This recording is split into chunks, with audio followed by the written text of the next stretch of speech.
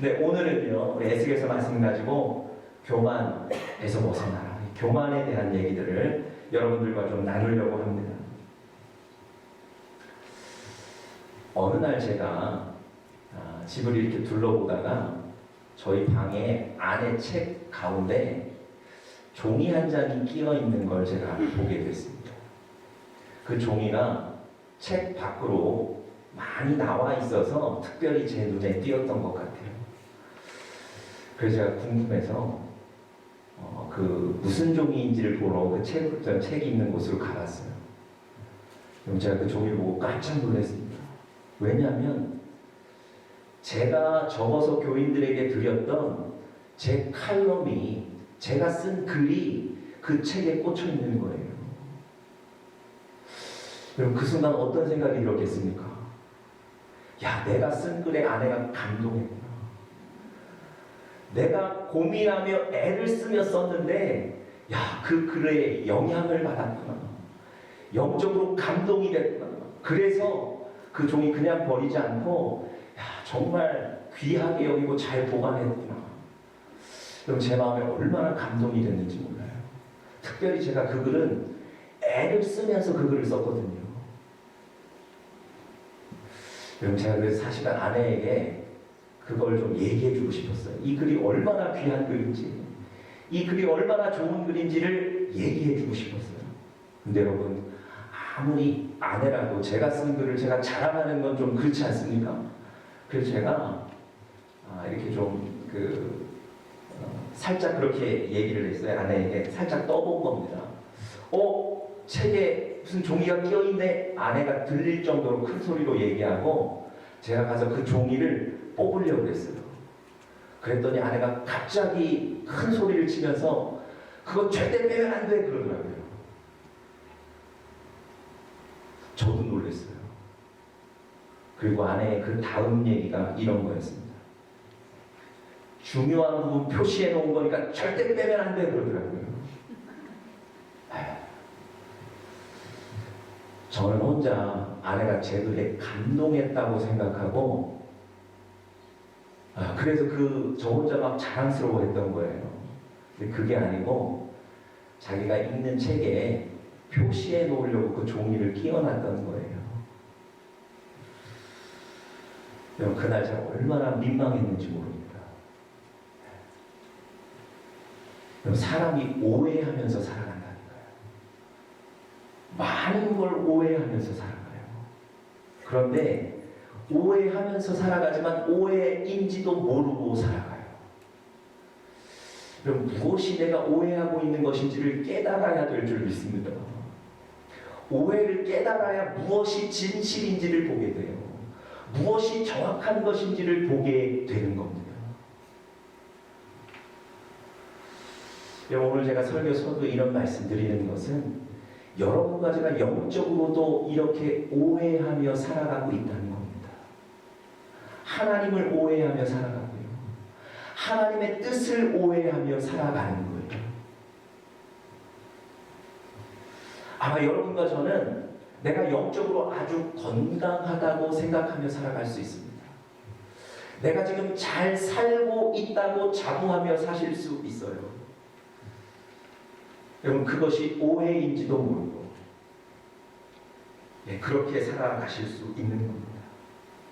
오늘 본문에 보시면요, 우리가 오늘 에스겔 28장 본문을 읽었는데 오늘 본문에 보시면 엄청난 오해에 둘러싸여서 살아가고 있는 사람들 얘기가 오늘 본문에 나와 있습니다. 그 사람들이 바로 두로 왕과 두로 나라의 백성들입니다. 여러분, 이 사람들은요, 자신들이 아주 잘 살고 있다고 생각했어요. 이 두로라는 나라는 해상 무역에서 승승장구해서 엄청난 부를 얻었고, 그래서 성공했다고 여기고 살아가요. 실제로 주변에 있던 많은 사람들이 우러러보고 부러워하고 존경해요. 그래서 그것 때문에 더더욱 나는 잘 살고 있다고 생각하고 살아가고 있습니다. 그런데 그게 오해였다는 거예요. 왜냐하면 오늘 본문에 잘 보시면 하나님은 그들을 칭찬하지 않으세요. 하나님은 그들에게 박수 쳐주지 않으신다고요. 하나님은 그들이 지금 잘못 살고 있다고 평가하셨습니다. 다시 말씀드리면 이들은 잘 살고 있다고 여겼지만 실상 하나님은 그들의 삶이 잘못되었다고 얘기하시는 거예요. 자, 2절에 한번 보십시오. 하나님이 이 두로 왕과 두로에 대해서 어떻게 진단하고 판단하셨는지 2절 한번 보십시오. 인자야, 너는 두로 왕에게 이르기를 주 여호와의 말씀에 하나님께서 두로를 향해서 말씀하시는 거예요. 네 마음이 어떠하다고요? 교만하여. 여러분, 두로 왕과 두로는 자기들이 잘 살고 있다고 생각하지만 하나님은 그들을 향해서 교만하다고 평가하시는 거예요. 잘 살고 있는 게 아닙니다. 여러분 잘 아시는 것처럼 교만은 패망의 선봉이라고 성경은 얘기하십니다. 결코 잘 사는 게 아닙니다. 그래서 하나님이 그 두로를 징계하시고 책망하시는 데까지 이른 거예요. 여러분 7절, 8절 하나님의 징계와 책망이 얼마나 무서운지를 한번 보십시오. 그런즉 내가 외인 곧 열국의 강포한 자를 거느리고 와서 너를 치리니 그들이 칼을 베어 너의 지혜의 아름다운 것을 치며 너의 영화를 더럽히며 또 너를 구덩이에 빠뜨려서 너로 바다 가운데서 살육을 당한 자의 죽음같이 바다 중심에서 죽게 할지라. 여러분 그 교만 때문에 완전히 삶이 무너지는 거예요. 그 교만 때문에 이들이 이룬 성공이 하루아침에 무너지는 거예요. 여러분 혹시 하나님께서 여러분과 저를 향해서 교만하다고 평가하고 계시지 않을까요? 우리를 향해 하나님께서 교만한 자라고 얘기하고 계시지 않을까요? 여러분 우리는 잘 살고 있다고 생각하는데 하나님이 우리를 향해서 교만하다고 평가하시면 우리가 잘 살고 있다고 하는 그 생각이 오해인 거예요. 그 오해를 빨리 깨달으셔야 됩니다. 여러분 과연 교만이라는 것이 뭘까요? 하나님은 오늘 두로의 어떤 모습을 보고 교만하다고 평가하셨을까요? 오늘 본문을 통해서 교만의 구체적인 특징 3가지를 좀 살펴보면서 여러분과 저의 삶에 도전이 되고 회개가 있기를 간절히 바랍니다. 자, 첫 번째로요. 오늘 본문에서 말씀하시는 교만의 특징 첫 번째는 자신의 약함을 인정하지 않는 것입니다. 다시 한번요. 교만의 첫 번째 특징은요. 자신의 약함을 인정하지 않는 거예요. 내가 약하다는 것, 내가 부족하다는 것, 내가 악하다는 것, 내가 더럽고 추하다는 것, 이것을 인정하지 않고 살아가는 거예요. 그럼 오늘 본문 2절에 보시면 하나님께서 두로를 향해 또 이렇게 말씀하십니다. 잘 보십시오. 여호와의 말씀에 너의 마음이 교만하여 말하기를. 두로가 얘기한다는 겁니다. 나는 뭐라고요? 신이라. 두로가 자기 자신을 향해서 나는 신이다 그렇게 얘기하는 거예요. 여러분 자기가 신이라는 것은 무슨 얘기겠습니까? 그것은 무엇이든지 할 수 있다는 얘기예요. 하나님의 도움 없이 내가 어떤 것이든지 할 수 있다고 생각하는 것, 그것입니다. 내가 어떻게 살아야 되는지, 내가 어떤 길을 가야 하는지, 내가 누구를 만나야 하는지, 무슨 이야기를 해야 하는지, 무엇을 결정해야 하는지 모든 것을 다 할 수 있다는 거예요. 모든 것을 다 알 수 있다는 겁니다. 다시 말씀드리면 자기는 연약하지 않다는 거예요. 자기는 강하다는 거예요. 여러분 하나님은요 두로가 이렇게 생각하고 고백하는 얘기를 듣고 네가 교만하다 그렇게 평가하신 거예요. 여러분, 우리 신앙, 하나님을 믿는 이 신앙은 어디서 시작되는 건 줄 아십니까? 우리의 신앙은요, 성격 좋은 곳에서 시작되는 게 아닙니다. 성격 좋은 사람이 신앙생활 잘하는 게 아니고요. 재물이 좀 있어서 헌금 내는 사람이 신앙생활 잘하는 게 아니고요. 건강해서 이런저런 헌신할 수 있는 사람이 신앙생활 잘하는 게 아니고요. 믿음 있는 부모 밑에서 자란 아이라고 신앙생활 잘하는 게 아닙니다. 이 신앙은요, 내가 약하다는 것, 내가 악하다는 것, 그것을 인정하는 데서 우리의 신앙이 시작되는 겁니다. 여러분, 내가 약하다는 것, 내가 부족하다는 걸 알게 된다면 깊은 신앙을 가질 수 있고 하나님을 깊이 만날 수 있어요. 주님의 은혜를 깊이 체험하실 수 있습니다.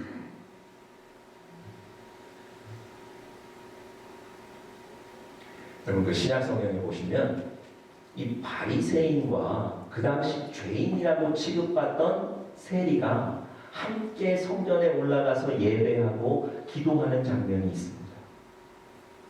바리새인은 성전에 들어가자마자 저 앞자리에 가서 일어서서 아주 당당하게 기도합니다.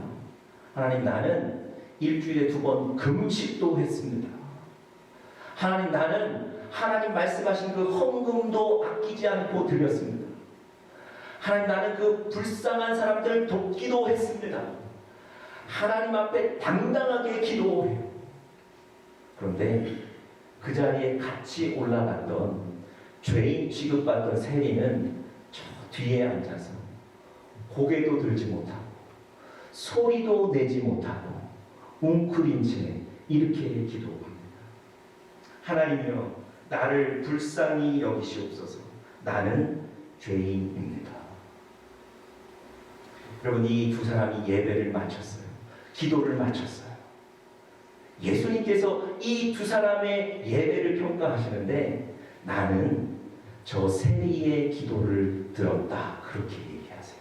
다시 말씀드리면 바리새인의 그 당당한 기도, 그 당당한 예배는 받지 않으셨다는 거예요. 고개 숙이고 목소리조차 내지 못했던 그 세리의 기도는 들으셨다는 거예요. 왜 그럴까요? 자기가 죄인이라는 걸 알았기 때문에 그래요.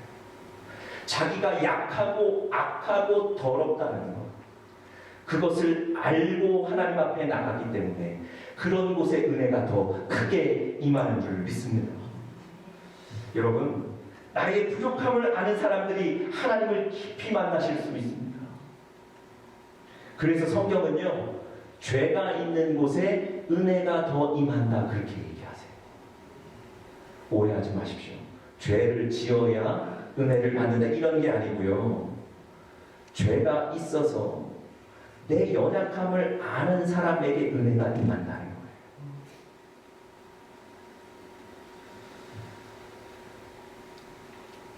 여러분, 내가 연약하기에 크신 하나님의 은혜가 필요하다고 인정하는 겁니다.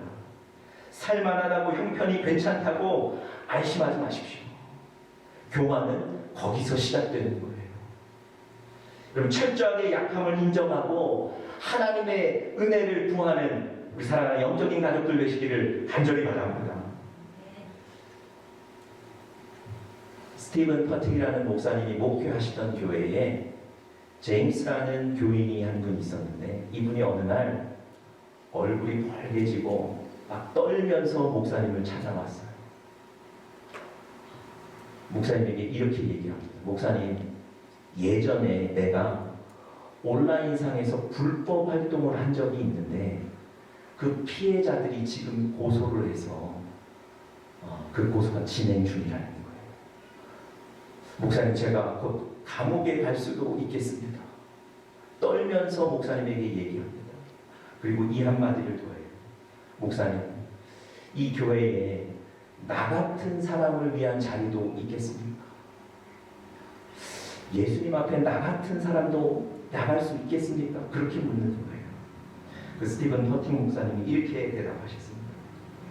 당신 같은 사람의 자리가 없는 교회라면 내가 여기 있을 이유도 없습니다. 여러분, 이분이 실제로 실형 4년형을 선고받았어요. 그리고 감옥에 갔어요. 여러분, 이분이 감옥에 갔다고 실망하는 게 아니에요. 그곳에서 하나님을 전할 방법을 찾다가 성경 공부를 열었어요. 그리고 오히려 그 감옥에서 하나님이 자신을 사랑한다는, 하나님의 뜻이 있어서 나를 이곳에 보내셨다는 분명한 확신을 얻고 기쁨으로 살게 됩니다. 여러분, 오히려 그곳에서 하나님을 더 깊이 만나는 거예요. 다른 사람보다 더 하나님을 깊이 만나는 거예요. 여러분, 내가 약하다는 것, 내가 죄인이라는 것, 내가 더럽다는 것, 그것을 아는 것, 그런 데서, 그런 곳에 하나님의 은혜가 더 크게 임하는 줄 믿습니다. 여러분, 그래서 여러분과 제가 오해를 하나 풀어야 돼요. 하나님 앞에 나오실 때 내가 좀 더 거룩해지고 난 뒤에 나오겠습니다. 내가 좀 더 뭔가 좀 수양하고 착해지면 나오겠습니다. 아니요, 그렇지 않습니다. 연약해서 하나님 앞에 나오는 거예요. 내가 부족해서 하나님 앞에 나오는 겁니다. 여러분, 하나님은 첫 번째 교만의 특징으로 우리의 연약함을 인정하지 않는 모습을 두셨어요. 자, 두 번째로요. 오늘 교만한 자의 특징 두 번째 하나님 말씀하시는 것은 하나님을 신뢰하는 대신 나 자신을 신뢰하는 것입니다. 다시 한번요. 하나님 대신에 자신을 신뢰하는 것. 이것이 바로 오늘 하나님께서 말씀하신 교만의 특징입니다. 여러분, 다른 말로 하면 하나님이 필요 없다는 거예요. 오늘 본문 2절에 이런 얘기도 나와 있습니다. 나는 신이라. 그 다음 구절에 보시면 내가 하나님의 자리 곧 바다 중심에 앉았다. 두로가 스스로 얘기하는 거예요. 내가 바다의 중심에 이제 내가 앉았다. 그렇게 얘기합니다. 여러분, 두로에게는요, 이 두로라는 나라에게는 바다가 아주 특별한 의미를 지니고 있어요. 제가 아까 말씀드렸던 것처럼 이 나라는 해상 무역을 통해서 성공한 나라거든요. 그래서 여러분, 바다에 나갈 때마다 바다의 날씨가 아주 중요했어요. 풍랑이 일으면 안 되는 거예요.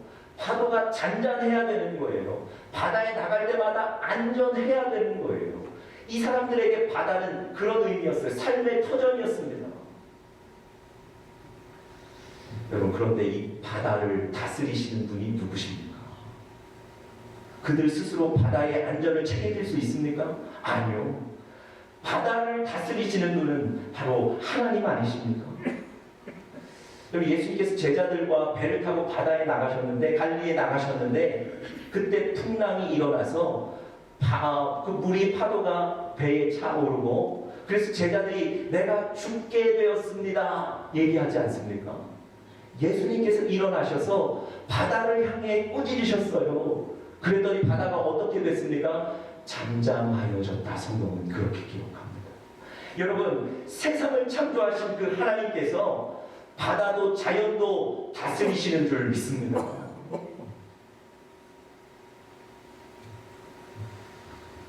여러분, 이 두로에게는요, 절대적인 하나님의 도움이 필요했어요.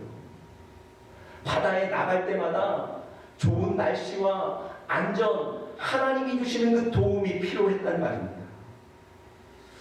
그래서 여러분, 이 두로가 늘 기도했을 거예요. 하나님, 오늘 좋은 날씨 주십시오. 하나님, 오늘 풍랑이 일지 않게 해주시고, 하나님, 오늘 저 바다에서 안전하게 해주십시오. 그렇게 기도했을 거예요. 그래서 여러분, 2절 중반에 보시면 그 자리가 하나님의 자리였다. 이렇게 설명하는 거예요. 자, 제가 다시 한번 2절 중반 읽어드리겠습니다. 내가 하나님의 자리 곧 바다 중심에 앉았다. 이 바다 중심이 누구의 자리였다고요? 하나님의 자리였다고요. 이 바다를 다스리시고 인도해 주시는 분은 하나님이시라는 걸 인정했던 거예요. 그래서 그 자리는 하나님의 자리였다고 고백하는 거예요. 그런데 지금 그 자리에 누가 앉은 겁니까? 이제 자기 자신이 앉은 거예요.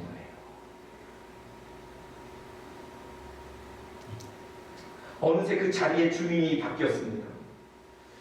그 자리에 두로가 앉았다는 거예요. 여러분, 무슨 의미입니까? 오랫동안 바다 생활해보니까 이제는 그 노하우가 생긴 거예요. 지식이 생긴 거예요. 경험이 있는 거예요. 하늘 색깔만 봐도 야, 오늘은 나가야 되겠다, 나가지 말아야 되겠다 결정할 수 있다는 거예요. 그래서 여러분, 하나님을 더 이상 신뢰하지 않고 자기 자신을 신뢰하는 거예요. 실제로 여러분 4절 한번 보십시오. 하나님을 신뢰하지 않고 자기 자신을 신뢰하는 이 두로가 4절에 뭐라고 고백합니까? 3절 4절 보시면 네가 다니엘보다 지혜로워서 은밀한 것을 깨닫지 못할 것이 없다. 4절 너의 지혜와 총명으로 재물을 얻었으며 금, 은을 곳간에 저축하였으며. 여러분, 이제 더 이상 하나님의 도움이 필요 없는 거예요. 나의 지혜와 총명과 능력으로 이 모든 일을 할 수 있다는 겁니다. 그래서 여러분, 그 자리에 하나님이 아니라 자기 자신이 앉는 거예요. 여러분, 오늘 하나님이 이 모습을 보고 교만하다고 지적하신 거예요. 여러분, 오늘날까지 우리를 지켜주신 분이 누구십니까? 하나님이신 줄 믿습니다. 오늘 이 자리에 우리가 서도록 인도하신 분이 누구십니까? 하나님이세요. 바로 그분이 우리의 삶을 인도하시고 지키셨습니다. 그런데 그것을 부인하고 우리 자신의 능력으로, 우리 자신의 어떤 경험으로 이루었다고 생각하고 있는 거예요. 하나님은 그것을 보시고 오늘 우리에게도 교만하다고 얘기하실지 모르겠습니다. 저희 집에 아이들이 셋이 있는데요. 막내가 5살짜리 남자아이입니다. 지금은 조금 컸다고 그러진 않는데요. 한두 해 전만 해도 외출을 위해서 옷을 입히려고 그러면 꼭 자기가 입겠다고 해요. 그래서 제가 그 고집이 있어서 티셔츠를 하나 주고 네가 입어라 그러고는 제가 옆에 서서 그 아이의 옷 입는 모습을 봅니다. 일단 머리는 들어갔는데 손이 안 나와요. 그래서 이 팔을 내기 위해서 몸을 앞뒤로 막 흔드는데도 팔 나오는 곳을 찾지를 못해요. 넘어질 것 같아요. 시간이 지나서 늦을 것 같아서 제가 그 아이 소매를 한쪽 이렇게 들어줘요. 그러면 이 아이가 막 몸부림치다가 그쪽으로 자기 팔을 넣고 내 손을 꺼내요.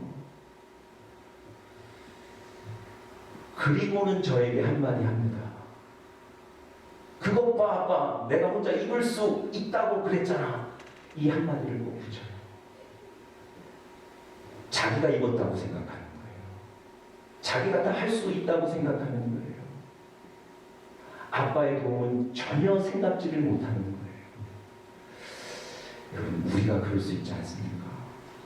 내가 했다고, 내가 이루었다고, 내가 성취했다고 생각하는데 여러분, 그곳에 숨은 하나님의 도움을 왜 기억하시지 못합니까? 하나님이 오늘 여러분과 저를 돕고 계신 줄 믿습니다. 그분이 우리의 삶을 인도하고 계신 줄 믿습니다. 내 자신이 아니라 하나님을 신뢰하는 여러분들 되시기를 간절히 바랍니다. 마지막 3번째로요. 이 교만한 사람의 특징은 감사를 잊어버리는 거예요. 자, 무엇을 잊어버린다고요? 감사를 잊어버리는 거예요. 자, 우리 11절을 한번 주목해서 보시기 바랍니다. 11절. 우리 같이 한번 11절은 같이 한번 12절입니다. 죄송합니다. 12절 같이 한번 읽어보겠습니다. 시작. 인자야 두로 왕을 위하여 애가를 지어 그에게 이르기를 주 여호와의 말씀에 너는 완전한 인이었고 지혜가 충족하며 온전히 아름다웠도다. 여러분, 하나님께서 이 두로에 대해서 얘기하시는데 과거에 이 두로는 완전하였고 아름다웠었다, 그렇게 얘기하세요. 다시 말씀드리면 이 두로가 과거에는 하나님 의지하고 하나님 신뢰하고 하나님께 감사하고 그렇게 살던 사람이었다는 겁니다. 그렇게 살던 나라였다는 겁니다. 그런데 그랬던 나라가 15절 한번 보십시오. 네가 지음을 받던 날로부터 너의 모든 길에서 완전하더니 마침내 불의가 드러났도다.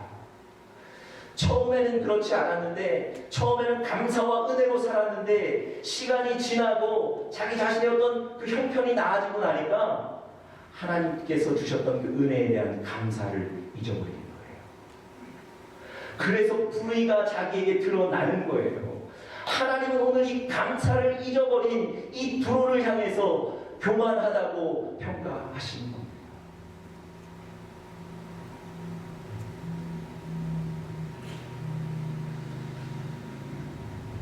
여러분, 처음에는 안전을 주셔서 감사했고, 또 이 해상무역에 성공하게 해주셔서 감사했고, 점점 재물을 얻어서 부하게 해주셔서 감사했습니다.